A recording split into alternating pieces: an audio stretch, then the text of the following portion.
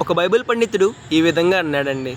దేవుని యొక్క ఆజ్ఞలు, దేవుని యొక్క న్యాయ విధులు, దేవుని యొక్క ఉద్దేశాలు మానవుని యొక్క మేలు కొరకే ఇవ్వబడ్డాయి తప్ప మానవుని యొక్క కీడు కొరకు కాదండి. అంతే కదా. దేవుని యొక్క ఆజ్ఞలు మానవుని మేలు కొరకే, దేవుని యొక్క న్యాయ విధులు మానవుని మేలు కొరకే. అయితే చాలామంది వ్యక్తులు దేవుని యొక్క ఆజ్ఞలను పాటించడం విషయంలో నిర్లక్ష్యాన్ని చూపిస్తుంటారు.